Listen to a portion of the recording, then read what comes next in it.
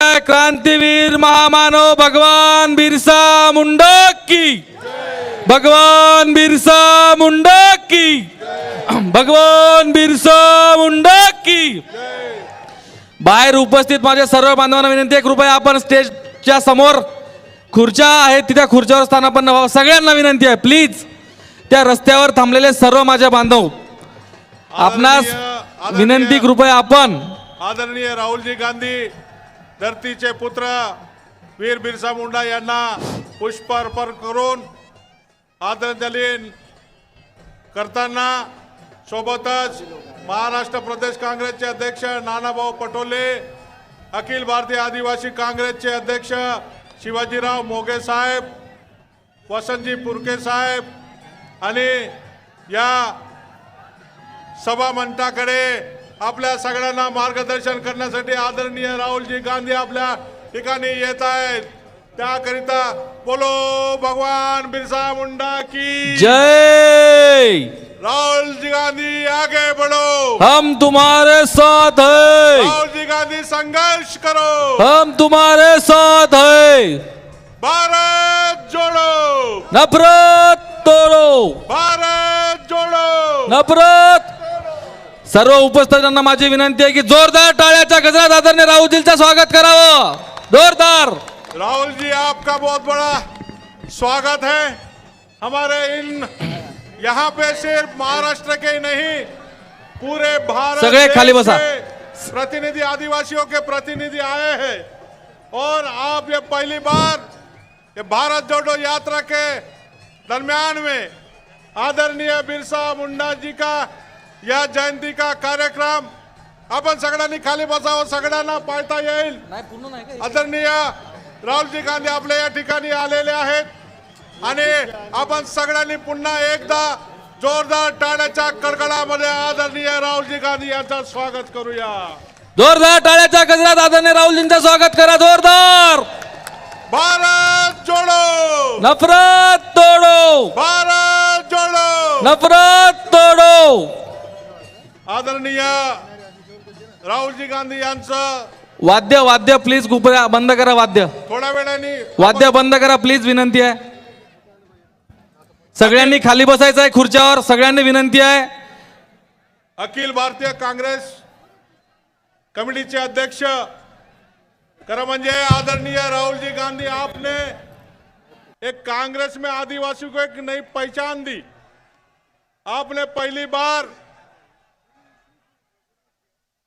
पहली बार कांग्रेस में आदिवासियों की पहचान के लिए ऑल इंडिया आदिवासी कांग्रेस करके ऐसा नाम दिया, इसलिए हम आपका शुक्रिया अदा करते हैं। एक अलग आइडेंटिटी हमको दी है आणि म्हणून ऐसे कांग्रेस के बारे में, आदिवासी के बारे में, गांधी विचारधारा और गांधी परिवार यह हरदम उन्हें चाहता है, आदिवासी को चाहता है। इसीलिए मैं आदरणीय शिवाजीराव मोगे साहब, इसी तरह योगी जी मीना, चविंद्र जी कर्मा, यहाँ के अमित जी जनक, डॉक्टर मिर्जा, इंद्रनील जी नाइक, यह गांधी को पीला दुपट्टा, एक मोमेंटो और पुष्पगुच्छ देकर उनका स्वागत करेंगे, ऐसे मैं उनसे विनती करता हूं।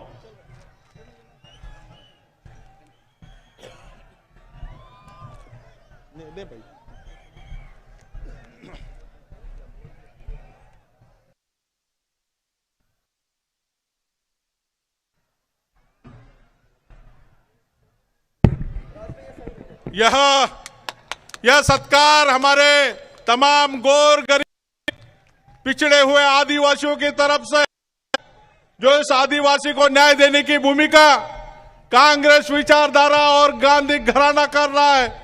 इसीलिए हम दिल और ये कभी भी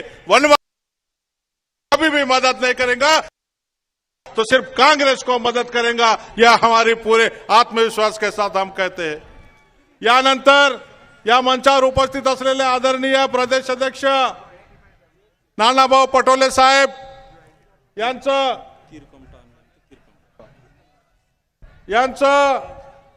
जितेंद्रजी मोगे हे पुष्पगुच्छ आणि पिवळा दुपट्टा देऊन स्वागत करतील असं मी त्यांना विनंती करतोय.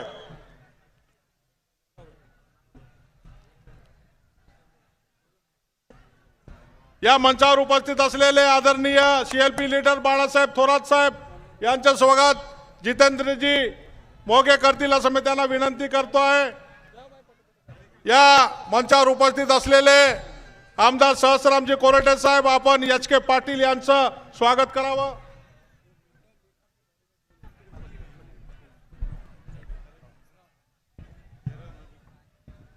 और मुझे आज काफी खुशी हो रही है कि इस मंच पर जो हमें फॉरेस्ट राइट एक्ट के अंतर्गत ग्राम सभा को और पेशा के अंतर्गत हमारे आदिवासी को न्याय देने में महत्वपूर्ण का भूमिका आदरणीय सोंदिया जी के नेतृत्व में जो कमेटी थी उसमें के राजू थे, उसमें जयराम रमेश साहब थे. इन्होंने ग्राम सभा को अधिकार देके आज एक एक ग्राम सभा एक एक 2-2 करोड़ का बांबू और तेंदुआ काम करती है और उसकी मदद जो गांव को होती है उसका पूरा श्रेय कांग्रेस पार्टी, सोनिया जी गांधी, राहुल जी गांधी, जयराम रमेश और के राजू साहब को जाता है. इसीलिए मैं विनती करता हूं कि हमारे गढ़चुली से आए हुए मनोहर पाटिल पोरेटी आप पुष्पगुच्छ और पीला दुपट्टा देके आदरणीय जयराम रमेश जी का स्वागत करें.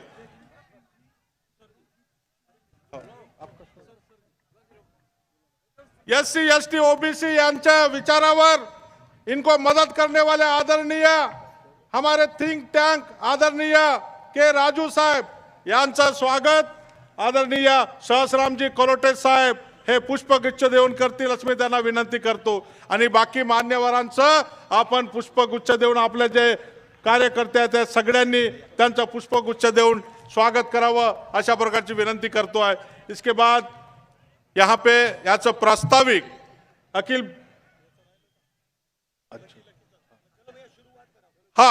यानंतर इसके बाद हमारा पारंपरिक या आदिवासियों का प्रतीक है, चिन्ह है, वो आदरणीय शिवाजीराव मोगे साहब, बाला साहेब थोरात और लक्की जी यादव यह आदरणीय राहुल जी को भेंट करे ऐसे मैं विनती करता हूं.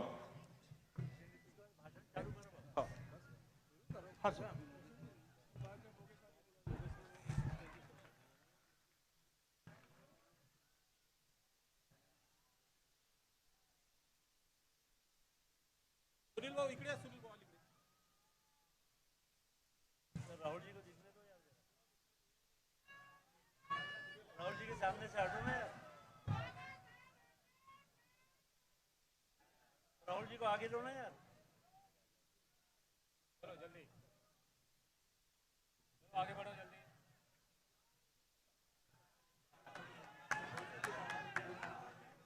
थोड़ा ऊपर से, वाह बहुत अच्छे.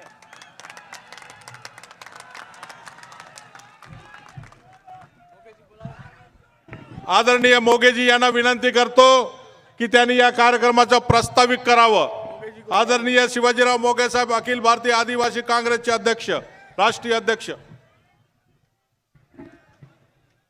आजच्या या आदिवासीच्या पहिल्या मला वाटते गांधी फॅमिलीने ॲड्रेस करणारा हा पहला ही कार्यक्रम है जो गांधी फैमिली का कोई व्यक्ति इतने बड़े आदिवासी में इधर में एड्रेस कर रहा है. तो आदरणीय राहुल जी गांधी और इस कार्यक्रम के खास पधारे हुए और भारत जोड़ो यात्रा के एक बहुत मजबूत ताकत हमारे जयराम रमेश जी, हमारे आदरणीय इंचार्ज एच.के. पाटिल साहब जी, हमारे प्रदेश अध्यक्ष नाना भाऊ जी, हमारे सीएलपी लीडर भारत थोरात जी, हमारे मेंबर ऑफ पार्लियामेंट धानोरकर जी और हमारे 8 संगठनों के प्रमुख और बहुत ही करंट वाले आदमी के राजू जी, यहाँ पधारे हुए सभी प्रतिष्ठित बहनों और भाइयों. सर, मैं आज बिरसा मुंडा की जयंती हम आपके इसका हमको बहुत बहुत खुशी है. पहली मौका हो रहा है कि इतने बाद आप पहले यहाँ आए हुए. सर, आपको मालूम है सर, ये बहुत फ्रीडम फाइटर, हम उसको क्या महाराज करके नहीं पूछते sir, he was a freedom fighter. और 25 साल की उम्र में ब्रिटिश लोगों ने उन्हें मारा है. और कहने का मतलब है कि आदिवासी पहले दिन से स्वतंत्रता दिन के लिए, स्वतंत्रता के लिए लड़े, इसका नमूना बिरसा जी मुंडा है. तो आज भगवान बिरसा मुंडा की 147 जयंती हम मना रहे, उस लक्ष्य में आप यहाँ पधारे. मैं सबको विनती करता हूं कि राहुल जी को तालियां बजा के फिर से एक बार अभिवादन कीजिए। सर, देश में 12 करोड़ के ऊपर आदिवासी है और ये आदिवासी सर आपको मालूम है कांग्रेस को मानते हैं और खास करके गांधी फैमिली को मानते हैं। हमारी जान है गांधी फैमिली सर, ये आपके सामने नहीं सर, हम हमेशा ये हमारे देश भर के आदिवासी की निष्ठा रही है सर। और ये दिन हम उत्सव करके मनाते हैं, हम आपके सामने उत्सव मना रहे सर। सर, या देश में कई सर ऐसी क्रांतियां हुई है, जैसे मानगढ़ में 1500 लोग मारे गए सर आदिवासी, लेकिन उसकी हिस्ट्री में कहीं है। अभी राजस्थान के मुख्यमंत्री 3 बार चिट्ठी लिखे केंद्र शासन को, लेकिन उन्होंने कभी स्मारक बनाया नहीं। ऐसी ये नीति ये लोगों की है सर। हमारे कहना सर कि हमारा जो विषय है सर, मैं आपको शॉर्ट में बता रहा हूँ सर, ये बोगस आदिवासी ये सबसे हमारा बड़ा विषय है सर। ये बोगस आदिवासियों ने हमारे कई योजनाएं खत्म कर दी, हमारे नौकरियां खत्म कर दी। तो कहने का मतलब है ये महाराष्ट्र में तो कानून बना सर, लेकिन कानून में से परसेंटेज बहुत कम होगा है, लेकिन उल्टा सुल्टा करके वो नौकरियां लेते हैं और इंडिविजुअल भी नहीं और सरकार भी। सर, हमारी एक विनती है कि देश के लेवल हाई पावर कमीशन नियमना चाहिए, क्योंकि नेमा उसका दुरुपयोग। तो एक हाई पावर कमीशन लेके एक साल में उसका रिपोर्ट लेके, जो हमारे TRI लोग हर स्टेट में रहते हैं उनकी सलाह लेके जो गलत एंट्री है उसको निकाल दिए तो ये आदिवासी का विषय खत्म होगा। ऐसा सर, दूसरा ऐसा है कि बिरसा मुंडा का कहना ऐसा है सर, ये भारत देश में ऐसे एरिया था छोटा नागपुर जहाँ बिरसा मुंडा रहते थे, वहां ब्रिटिश लोगों का राज नहीं चलता था। ब्रिटिश लोग घोड़े पर बंदूक लेके आते थे, लेकिन हमारे लोग आदिवासी लोग उड़ाते थे करके वहां पर आदिवासी का हुआ था। इसका इतिहासकार ने लिखा, लेकिन उसकी पब्लिसिटी ज्यादा नहीं हुई सर। हम ये चाहते हैं कि ये हमारा दूसरा विषय सर, हमारा आदिवासी रेजिमेंट। सर, आदिवासी रेजिमेंट ऐसा है सर, आपके अपने देश में 28 इन्फेंट्री रेजिमेंट है, 28 है।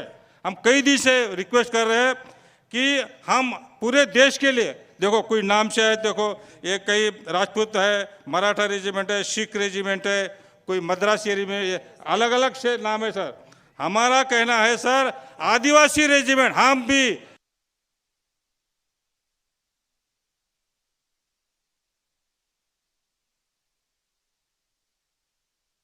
ये आदिवासी रेजिमेंट का आदमी देश के लिए शहीद हुआ, ये हमको होना चाहिए सर। इसको कोई पैसे की जरूरत नहीं, थोड़ा सर और हमें पूरा भरोसा है सर। ऐसा है, आप जो पदयात्रा कर रहे हैं ना सर, हम आदिवासी लोग देव देवताओं को कम मानते हैं, हम निसर्गों को मानते हैं।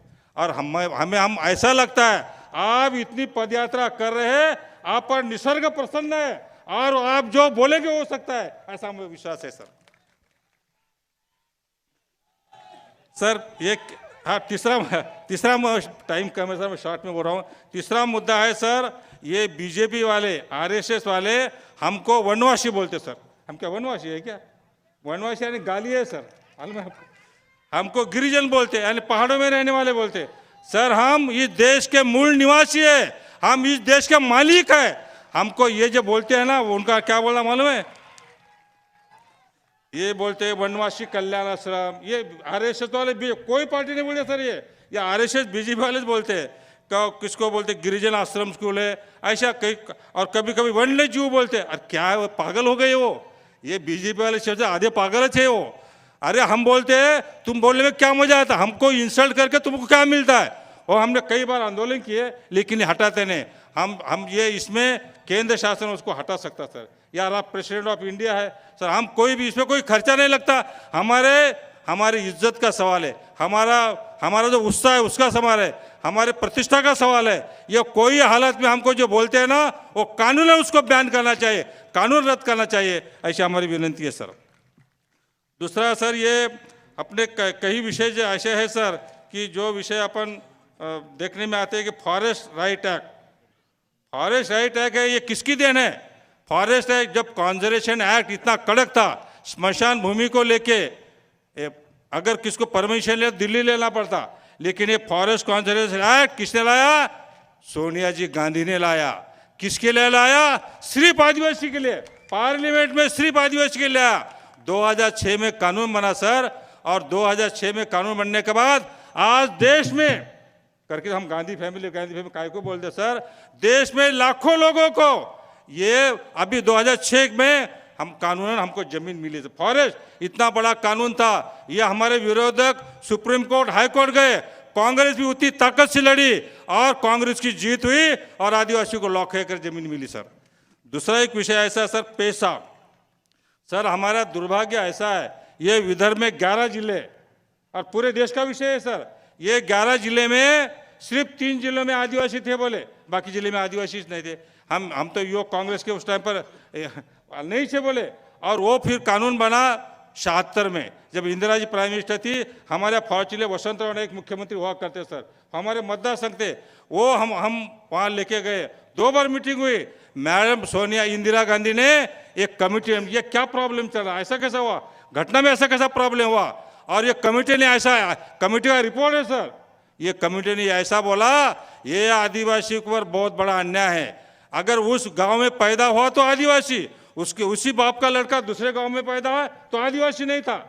ये महाराष्ट्र में 58.60 यानी 59% आदिवासी होके भी आदिवासी नहीं थे। या अमरावती जिले में वास्तव में लाखों आदिवासी, एक भी आदिवासी नहीं था। तो ये कानून बना, ये कानून को तोड़ने का काम इंदिरा गांधी ने बना, एक तोड़ा 1976 में करके हम लोगों को नौकरियां, ये जो चीज़ें मिली है, ये मैं आपको बड़े अभिमान से कह सकता हूँ सर। हम ये इंदिरा जी ने जो कानून तोड़ा ना, इसको सर 5 मिनट क्षेत्र बंधन जब नष्ट हुआ ना, तो हम अभी 1 साल से ऐसा तय किया सर, 18 सितंबर इंदिरा जी के याद में और वसंतराव जी ने हम जो मदद की उनके याद में, हर साल हम 18 सितंबर को आदिवासी मुक्ति दिन मना रहे सर। बाबा साहब थोड़ा तो उस काम में थे सर हम, और हमेशा उस दिन को हम मनाते रहेंगे सर।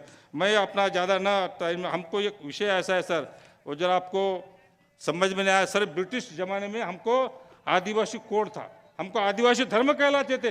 देखो सर उसमें ऐसा लिखा है 1871 से तो 1941 तक हमको एक बोलते थे कि आदिवासी कोड था, ट्राइब बोलते थे, अबोरिजिनल ट्राइब बोलते थे, फॉरेस्ट ट्राइब बोलते थे, ऐसा करेगी।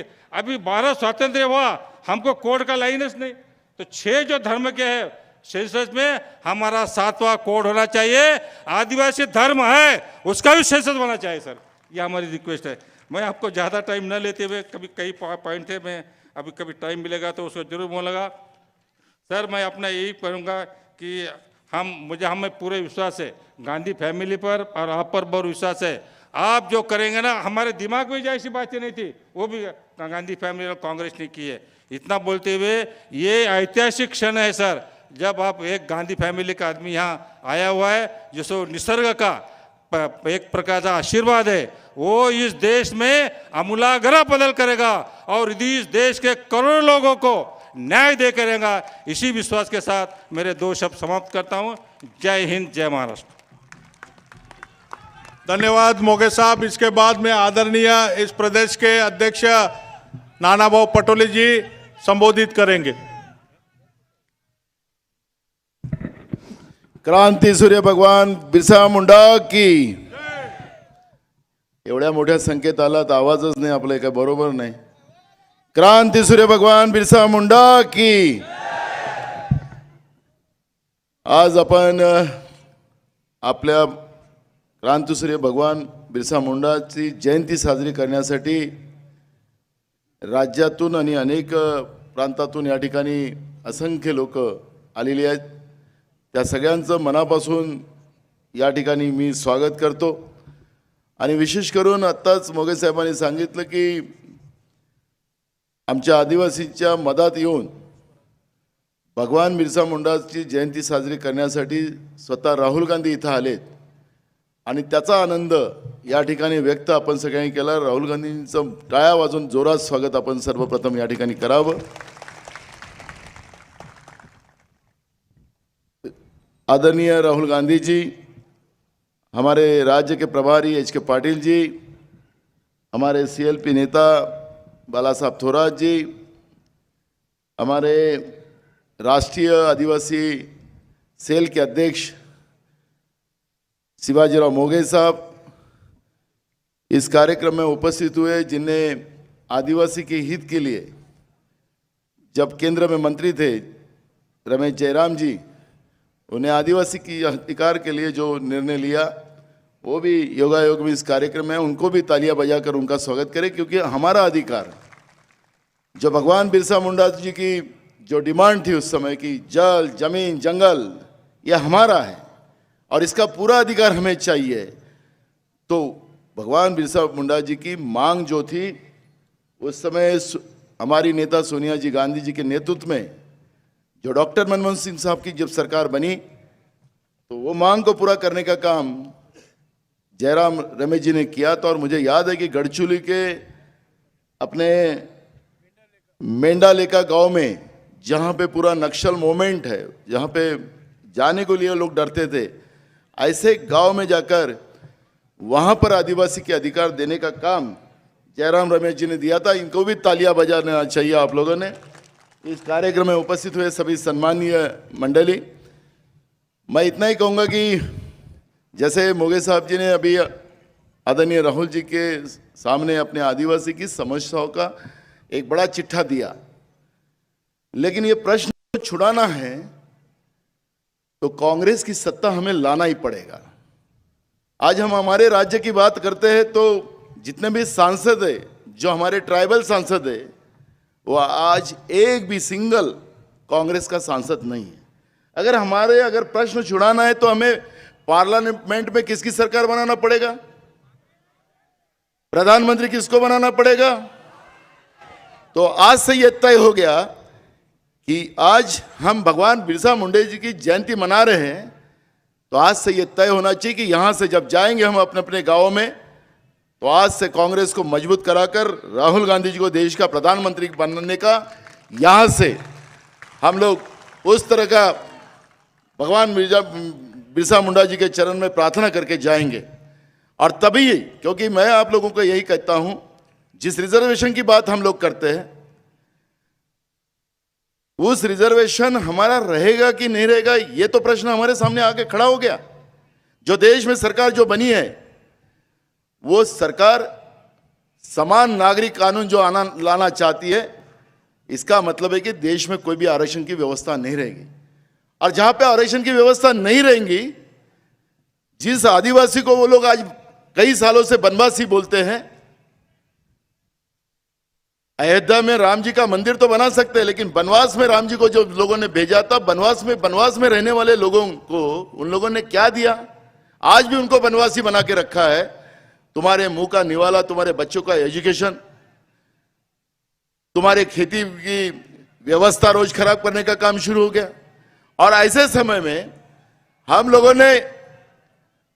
ने एक बात को समझना चाहिए कि बाबा साहब अंबेडकर जी ने जो हमारे लिए संविधान दिया है, वो संविधान का रक्षण अगर कौन कर सकता है तो सिर्फ कांग्रेस कर सकती है। और इसलिए आज हमारे सामने सबसे बड़ा प्रश्न जो है देश के संविधान की रक्षा करना।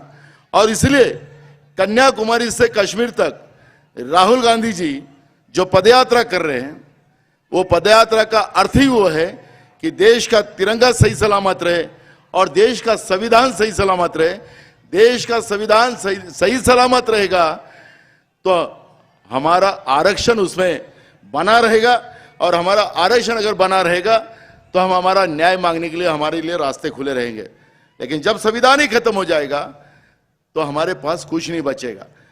जिस तरह से भगवान बिरसा मुंडा जी ने उस समय के अत्याचारी व्यवस्था के विरोध में लड़ाई लड़ी थी, आज देश में उसी तरीके की अत्याचारी व्यवस्था की सरकार बनी हुई है। उस सरकार के विरोध में एकजुट होकर आपको लड़ना पड़ेगा।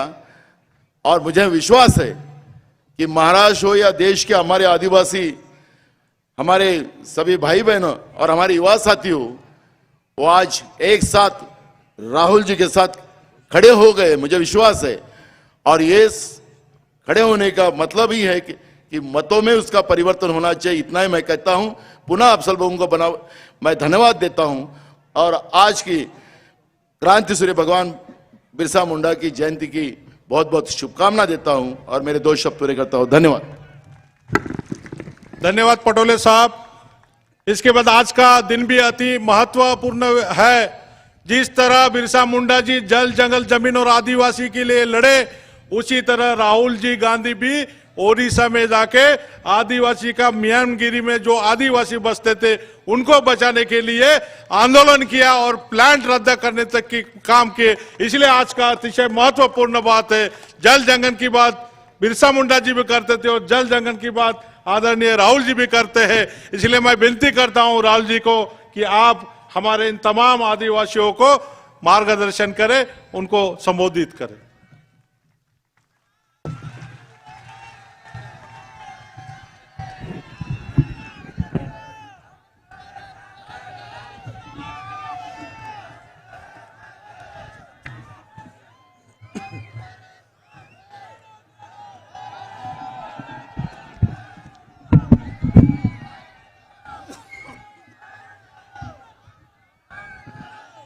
स्टेज पे कांग्रेस पार्टी के वरिष्ठ नेता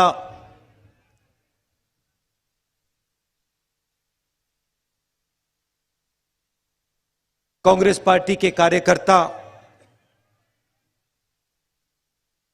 आदिवासी भाइयों और बहनों, प्रेस के हमारे मित्रों, आप सबका यहां बहुत बहुत स्वागत, नमस्कार। आज भगवान बिरसा मुंडा जी की जयंती है और आपने मुझे भाषण देने का मौका दिया। ऐसे दिन पे आपने मुझे बोलने का मौका दिया, इसके लिए मैं आप सबका बहुत आभारी हूं और दिल से धन्यवाद करना चाहता हूं। ये कोई मामूली दिन नहीं है। बिरसा मुंडा जी अंग्रेजों से लड़े और 24 साल की आयु में अंग्रेजों ने उनकी हत्या की। जो भी उन्होंने करना था वो उन्होंने 24 साल में कर डाला। लोग लंबी जिंदगी जीते हैं,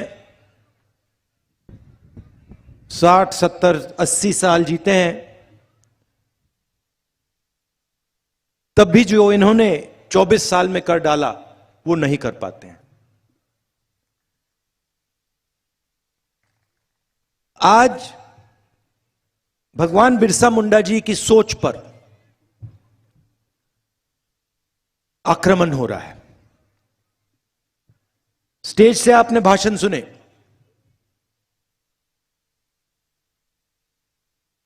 एक तरफ से नहीं हो रहा है, चारों तरफ से उनकी सोच पर, उनकी यादगाश पर आरएसएस और बीजेपी आक्रमण कर रहे हैं। 2-3 उदाहरण आपको देना चाहता हूं।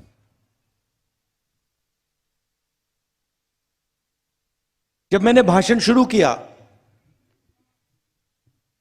मैंने आपको आदिवासी भाई बहन कहा। कहा नहीं कहा? कहा ना। आदिवासी का मतलब क्या है? आप में से कोई बता सकता है? बताओ। नहीं, आदिवासी का मतलब क्या होता है? जो सबसे पहले था। सही बात है, जो हिंदुस्तान में सबसे पहले था। इसका मतलब है कि हिंदुस्तान का जो ओरिजिनल ओनर है, बात समझ आई? ओरिजिनल मालिक जो है वो आदिवासी है। इस शब्द का यह मतलब है। इसका मतलब अगर यह जमीन आपकी थी, मैं सिर्फ महाराष्ट्र की बात नहीं कर रहा हूं, जिसको हम भारत माता कहते हैं, यह पूरा का पूरा देश, इस देश में सबसे पहले आप आए थे। मतलब सबसे पहले आपका हक बनता है। अब देखिए ये क्या चालाकी कर रहे हैं। ये कहते हैं आप आदिवासी नहीं हो, आप सबसे पहले नहीं थे, नाम बदला है, मगर यह मामूली चीज नहीं है, यह बहुत गहरी चीज की है इन्होंने। और भगवान बिरसा मुंडा जिस चीज के लिए लड़े, उसी चीज पर वो आक्रमण कर रहे हैं। भगवान बिरसा मुंडा जी ने कहा ये हमारी जमीन है, हम ओरिजिनल मालिक हैं, इसलिए 24 साल की आयु पे वो शहीद हुए। अब बीजेपी के लोग कहते हैं नहीं भैया, आप आदिवासी नहीं हो, आप वनवासी हो।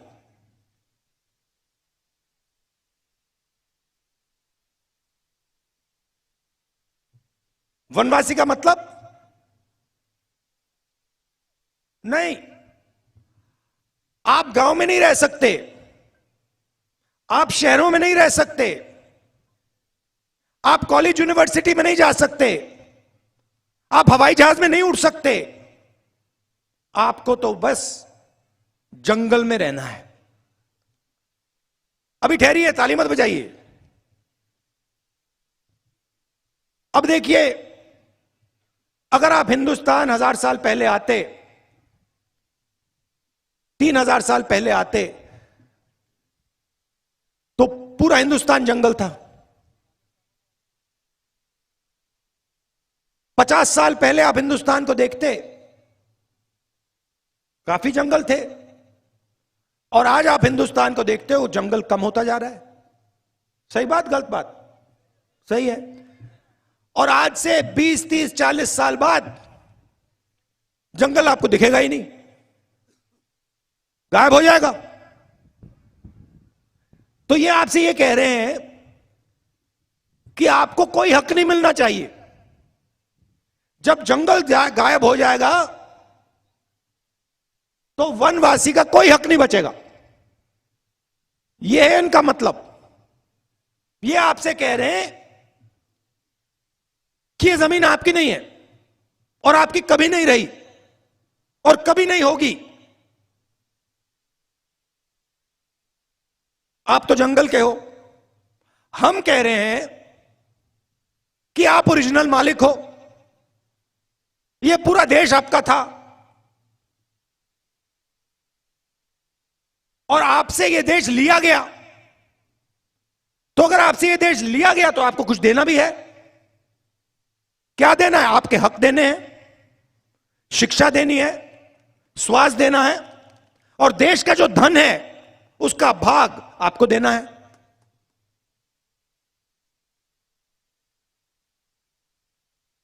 सही बोला ना? तो पहली बात यह है। फिर आदिवासियों की, दलितों की, पिछड़ों की, अल्पसंख्यकों की कैसे मदद होती है, कैसे रक्षा होती है हिंदुस्तान में? यहां पे युवा हैं, बताओ। सबसे बड़ा आपकी रक्षा कौन सी चीज करती है? ये देखो, संविधान। सब जानते हैं संविधान किसने बनाया? बाबा साहेब अंबेडकर जी ने बनाया। कांग्रेस पार्टी ने उनके साथ मिलकर बनाया। उस समय बीजेपी के नेताओं ने क्या कहा? संविधान की कोई जरूरत नहीं है, संविधान बेकार चीज है। और ये हर रोज संविधान पे आक्रमण करते हैं 24 घंटा, क्योंकि ये इस बात को मानने को तैयार नहीं है कि इस देश में दलितों को, पिछड़ों को, आदिवासियों को, गरीबों को हक मिलना चाहिए। मानने को तैयार नहीं है। तो आपसे शिक्षा छीनेंगे, स्वास्थ्य छीनेंगे, जो पब्लिक सेक्टर होता था उसको बंद करेंगे। मुझे आप बताओ, आपके जो बच्चे हैं प्राइवेट स्कूल में पैसा दे सकते हैं क्या? नहीं दे सकते ना। तो अगर सरकारी स्कूल सब बंद कर दिए जाएं तो आपके बच्चों का क्या होगा? पढ़ नहीं पाएंगे, अनपढ़ रहेंगे। फायदा किसका? बीजेपी का।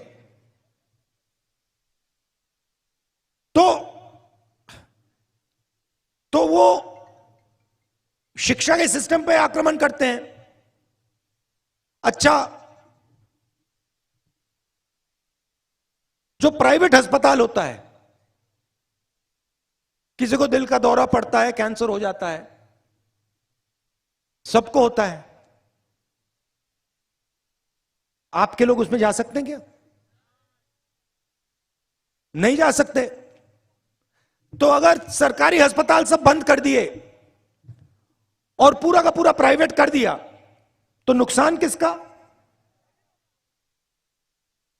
गरीबों का, आदिवासियों का, दलितों का, पिछड़ों का। जहां भी ये राज करते हैं आप देख लीजिए, शिक्षा के सिस्टम को प्राइवेट हाथों में दे देते हैं, अस्पतालों को प्राइवेटाइज कर देते हैं। अच्छा, तीसरा रास्ता जिसको हम पब्लिक सेक्टर कहते हैं, पब्लिक सेक्टर में आपके लोग जा सकते हैं। सारी की सारी पब्लिक सेक्टर की कंपनियां ये प्राइवेटाइज कर रहे हैं, अपने ही 2-3 मित्रों को दे रहे हैं। तो रोजगार का रास्ता बंद, शिक्षा का रास्ता बंद, बीमार हुए तो अस्पताल बंद। और फिर आपसे कहते हैं भैया देखो, हिंदुस्तान की बात मत करो, आप लोग वनवासी हो, बात करनी है तो जंगल की करो। जंगल में हक किसने दिया? कांग्रेस पार्टी ने दिया। फॉरेस्ट राइट एक्ट और पैसा कौन लाए? कांग्रेस पार्टी लाई। और बीजेपी क्या कर रही है? आपको कहती है आप वनवासी हो, और फिर जो आपका हक बनता है वो भी छीन लेती है।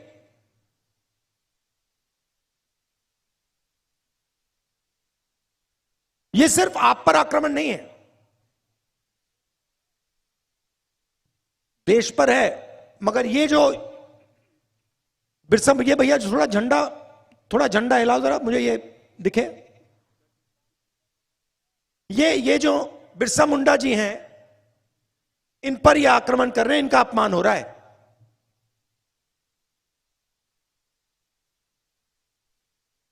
तो सबसे जरूरी बात संविधान की रक्षा, आदिवासियों को शिक्षा, उनके हक, उनकी जमीन, इससे बिना आपका काम नहीं होने वाला है। और यह लड़ाई सिर्फ कांग्रेस पार्टी लड़ती है। और मैं यह भी कह देता हूं, स्टेज से कह देता हूं, कांग्रेस पार्टी लड़ती है मगर और मजबूती से लड़नी चाहिए।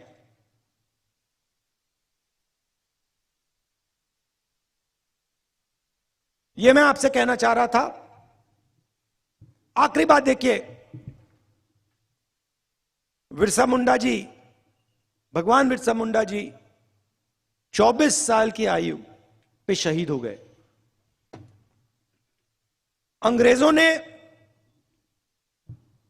उन्हें जमीन देने की कोशिश की, धन देने की कोशिश की, उनको खरीदने की कोशिश की। भगवान बिरसा मुंडा जी ने कहा नहीं, मुझे तुम्हारा धन नहीं चाहिए, मुझे जमीन नहीं चाहिए, मुझे खरीदा नहीं जा सकता, मुझे अपने लोगों को हक दिलवाना है। मतलब अंग्रेज उस टाइम के सुपर पावर थे, दुनिया में सबसे बड़ी शक्ति थी, और 24 साल के बिरसा मुंडा जी ने उनका मुकाबला किया और 1 इंच पीछे नहीं हटे और उनकी हत्या कर दी, उनको शहीद कर दिया गया। ये आपके चिन्ह हैं, ये आपको रास्ता दिखाते हैं। अब देखिए बीजेपी के चिन्ह को देखिए, आरएसएस के चिन्ह को देखिए। सावरकर जी 2-3 साल उनको अंडमान में बंद कर दिया, उन्होंने चिट्ठी लिखनी शुरू कर दी, हमें माफ कर दो, जो भी हमसे चाहते हो ले लो, बस मुझे जेल से निकाल दो। सावरकर जी में और भगवान बिरसा मुंडा जी में फर्क देखिए। 24 साल में ये शहीद हो गए। आदिवासियों के लिए, सिर्फ आदिवासियों के लिए, हिंदुस्तान के लिए अंग्रेजों के खिलाफ खड़े हो गए। और दूसरी तरफ सावरकर जी, जिनके वीर कहते हैं, वीर सावरकर, कोई मुझे बता रहा था कि उन्होंने अपने बारे में एक किताब लिखी, लोगों को बताया नहीं कि उन्होंने लिखी है। एक किताब लिखी, दूसरे नाम से लिखी, कि सावरकर कितने वीर हैं।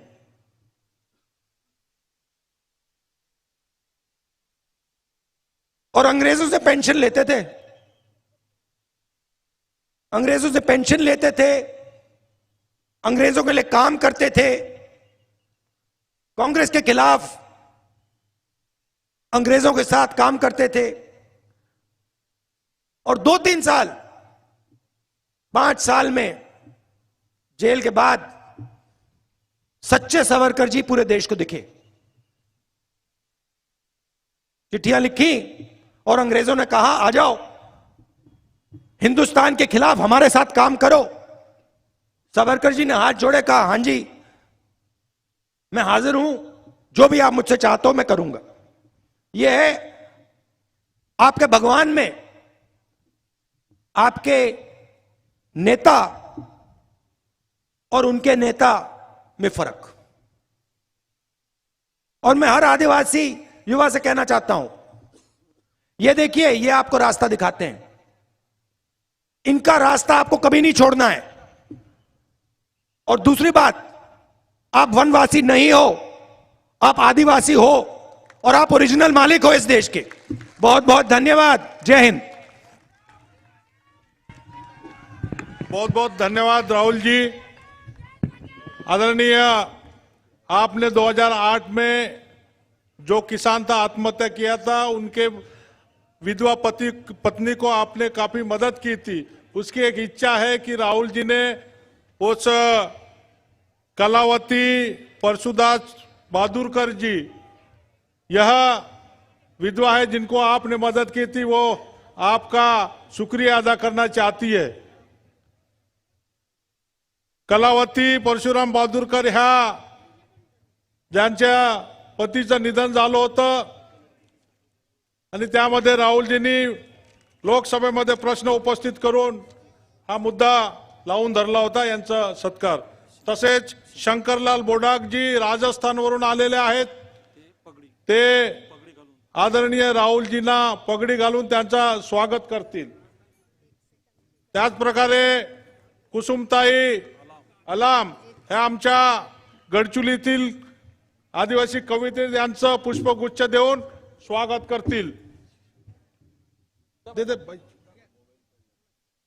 एक आज अतिशय ऐतिहासिक अशा प्रकारचा क्षण आदिवासींच्या इतिहासामध्ये सुवर्ण अक्षरांनी लिहिला जाईल अशा प्रकारचा क्षण, जिथं राहुलजींनी स्वतः मानला की आम्ही आदिवासी आहोत, आम्ही वनवासी आहोत। हा फार मोठा चपराक आहे या आरएसएस आणि बीजेपी वाल्यांसाठी।